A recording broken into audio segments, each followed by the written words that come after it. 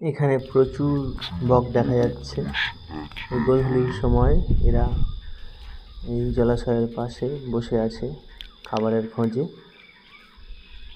অপরূপ দৃশ্য, একদম সন্ধ্যের জাস্ট আগের মুহূর্তে। এত বক একসাথে খুব কমই দেখা যায়, আমি তো খুব কমই দেখেছি।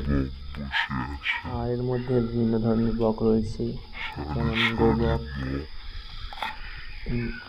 সাদা বক মানে ক্যাটল লেগেড, লিটল লেগেড, পন্ড হেরন, রানী বক বা কোঁচ বক, তো কয়েক প্রজাতির বক একসাথে রয়েছে এখানে।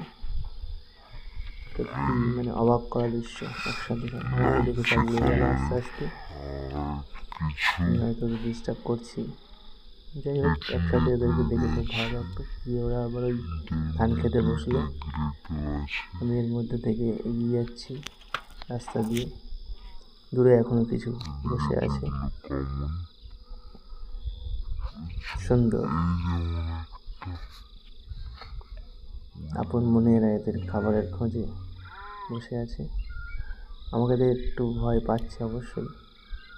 আর এপারে পুরো দিগন্ত বিস্তৃত ধান ক্ষেত, আর এদিকে এই দৃশ্য ছোট খালের পাশে সব বকেরা বসে আছে। এরা ওরা শুরু করলো। It's a great moment.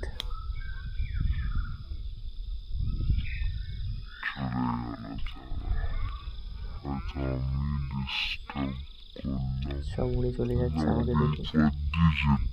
ওই পারে গিয়ে বসলো। সব গোবক দেখা যাচ্ছে, গায়ে মানে হলুদ ব্রিডিং প্লেমেজ এগুলো এদের।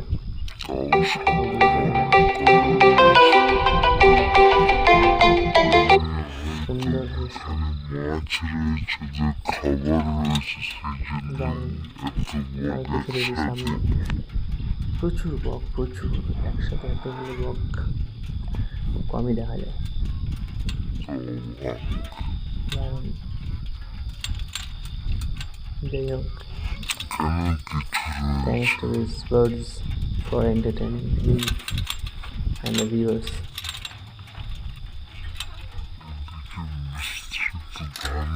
সামনে কচুরিপানা ফুল হয়ে রয়েছে, খুব সুন্দর।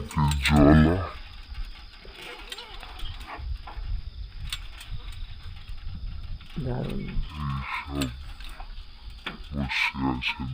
চাষিরা কাজ করছেন, অন্নদাতা।